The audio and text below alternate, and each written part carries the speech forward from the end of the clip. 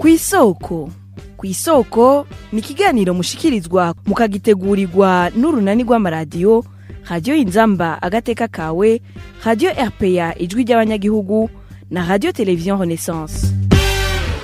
Ndabaramukije nongera ndabaha ikaze muri kino kiganiro kw'isoko c'urunani rw'imenyesha makuru Inzamba agateka kawe, Radio Renaissance na RPA ijwi ry'abanyagihugu. Uno musi mugishikizwa na jewe Desire Hatungimana. Mu kiganiro c'uno musi tugaruka kuri President Ndayishimiye arongoye Burundi kuva mu mwaka wa 2020. Ubu mugambwe we CNDD-FDD ukaba mushize imbere wazitoze matora y'umukuru w'igihugu yo muri 2027 kugira aharanire ikiringo kigira kabiri. Muri iyo myaka indwi yamaze atwara Burundi, abantu babandanije kunyuruzwa, abandi bakicwa, ivyagiye biragaragazwa n'ivyegeranyo vy'amashirahamwe y'abaharanira agateka kazina muntu. Mu bisata vyinshi haba mu butungane abantu baracafungirwa ubusa, naho mu gisata c'ubutunzi abantu ntibagire bacira nayo bamira, aho igitoro cabaye umuzi wibuye, amafaranga y'agaciro arabura, abatari bake bakabona ko ayo babonye ku ntwaro Ndayishimiye ari ubwa mbere bishitse kuva Burundi bubaho. Abanyapolitike batavuga rumwe na leta bibaza ico umugambwe we wafatiye ko kugira ushira imbere umuntu yasubije inyuma igihugu gushikaho kibi ca mbere gikenye kw'isi yose. Nongeye kubaha ikaze. Umugambwe CNDD-FDD waraye usubiye kwizera Evariste Ndayishimiye kugira abe ari wazoserukira mu matora y'umukuru w'igihugu mu mwaka wa 2027. Ariko rero naho yizewe n'umugambwe, ivyo yaranguye vyo mu kiringo ca mbere nibishimisha abarundi batari muri uyo mugambwe, bagafatira ku bukene bukomeye bwugarije igihugu, umutekano muke, umurindi wo kurya ibiturire wiyongereye, ubutungane bufatwa mpiri n'intwaro Ndayishimiye, be no kudohana bisasigwa indavu. Tubibaze Reveriano Bazikamwe. Evariste Ndayishimiye agishikira ubutegetsi mu mwaka wa 2020 inyuma y'urupfu rwa Petero Nkurunziza, yaje yizeza abarundi ibitari bike mu kunegura uwo yarasubiriye ko byinshi vyamugoye mu gushira mu ngiro ivy'igihugu. Ariko rero ikizere yatanze camaze umwanya urumera kuva mu mwaka wa 2022 niho hatangura kuba ubukene bukomeye bw'ibitoro, uko umwanya ugenda kigakena ku buryo ari bwo bwa mbere mu Burundi habonetse ubukene bw'igitoro kuri urwo rwego, ikibazo gushika nuno musi cabaye akayobera abahinga. Ubwo bukene nabwo bw'ibitoro bukaba ahanini bwaturutse kwikena ry'amafaranga y'agaciro bita amadovize. Icagiye kiratangaza abarundi nuko muri ivyo bibazo vyose uyo mukuru w'igihugu Ndayishimiye yitwara nk'uko umengo igihugu kiri mu bihe bisanzwe. Ikindi camuranze cane gushika n'uyu musi nukuba avuga amajambo atigera aja mu ngiro. Yarabonetse kenshi yahagaritse mu kazi bamwe mu bategetsi mu mashirahamwe ya leta, ariko bukeye ukumva bagenywe mu yandi mabanga kandi bagirijwe konona itunga ry'igihugu. Ni ngaho havuye ko abonwa nk'umuntu niryo adashobora kujanisha imvugo n'ingiro.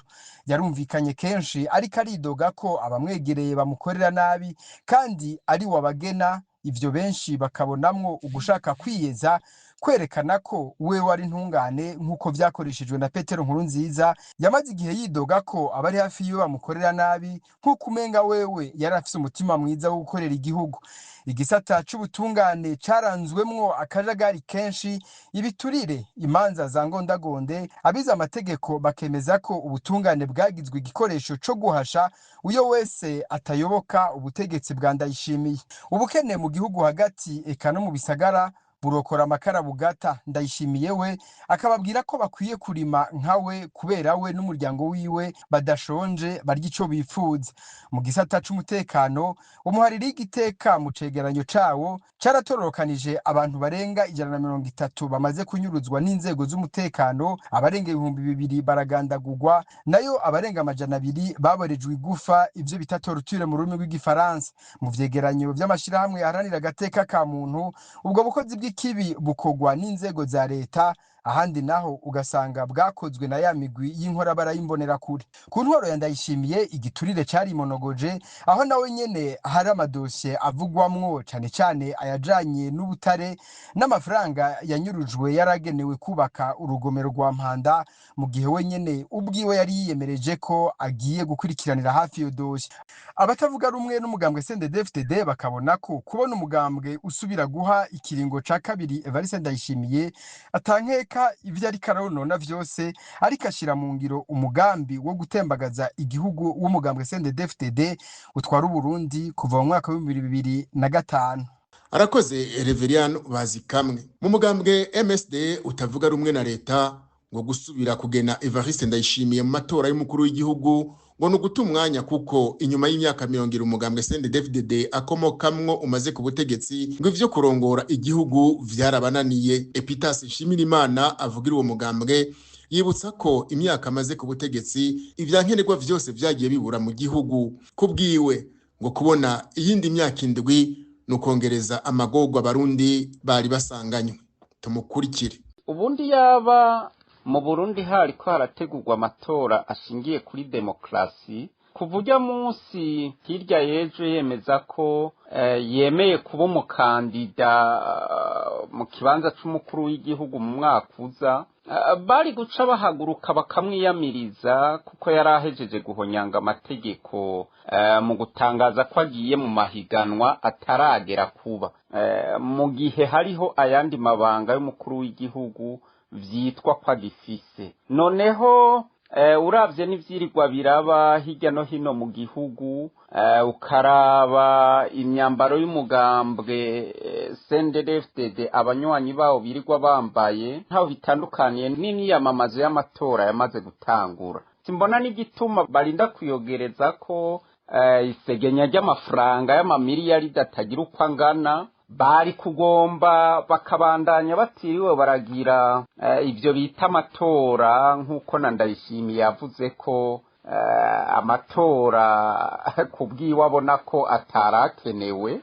Umugambwe CNDD-FDD uramaze imyaka irenga 20 uri ku butegetsi, kiretse amarira n'amaganya gusa abarundi babona ku ntwaro y'uwo mugambwe. Dushaka dufate kino kiringo ca Ndayishimiye kiretse konona no gutoba igihugu, ngira ngo murabona neza ko igihugu camutaye kuwa amazi kurongora. Ivyo ashoboye no kwirirwa gutambira abarundi no kubagirira ibicuba vyo kubatwenza, kandi bigorewe ayatavugwa. Yarananiwe gutorera inyishu ibibazo vy'ibitoro mu Burundi. Imyaka amaze ku butegetsi ni nayo ivyo bitoro bimaze bitaboneka. Imyaka amaze ku butegetsi ni nayo ifumbire n'amafaranga mvamakungu bimaze bitaboneka. Ubwicanyi, gupfungira abantu busa, kubangaza no kubanyaga ivyabo nivyo birangwa mu Burundi. Bisobanura ko imyaka indwi yindi igiye kuba ikiziriko abarundi bambaye mwizosi, yongera ihinduke umubabaro utagira ukungana, wiyongera ku bisebe bijejeta umubabaro bamaranye iyi myaka yose ari ku butegetsi. No mwishirahamwe Oricom rigwanya isesagurwa ry'amatungo ya leta niko babibona. Gabriel Rufyira rirongoye asaba umugambwe CNDD-FDD kuvuga umuhinyanyiro mushasha bazanye kuko vyagaragaye ko vyabananiye imyaka 20 iheze. Kubwiwe ngo abategetsi badashira imbere incabwenge batanywanisha abarundi ngo bongere baharanire ubutungane, ngo ntaho bazoshikana igihugu atari kubandanya gisubira inyuma. Nawe nyene tumutega amatwi.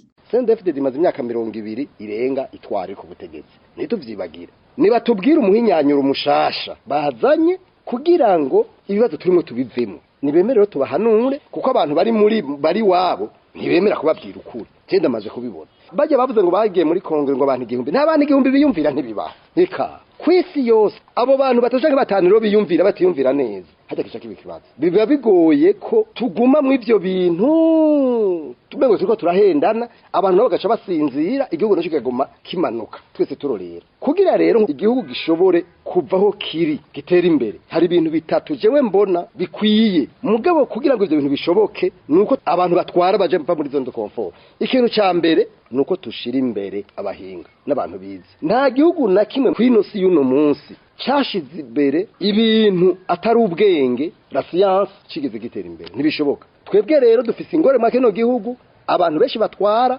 bavuga ko abize atasho bamaze. Prealable ya kabiri ni ikintu bita cohesion sociale, kunywanisha abantu. Iki gihugu abarundi bari bubakiye ku kintu bita solidarite, gufatana mu nda. Umuntu akenye agafasha ubutunzi. Ibihumbi amajana 200 birenga bari mu mahanga n'impunzi, abandi ibihumbi n'ibihumbagiza bari mu maprizo, abandi harakagwe k'abantu bakeyi batunze, abandi urabona birirwa baratera irege mw'ibarabara isiera kubera batagira ingene biyuguruza. None ga abantu bumwe burashoboka. Prealable ya gatatu ni ikintu bita ubutungane. Nta muntu azoza kwinvestisa, nta muntu azoza n'umutayi we mu gihugu azi ko ivyo bitazokigwa ntibishoboka. Nino ngaha rero duciye dusozerera kino kiganiro cacu. Mwakoze mege mwese mwaduteza amatwi, mugira amahoro iwanyu no mu banyu. Cari kiganiro kw'isoko.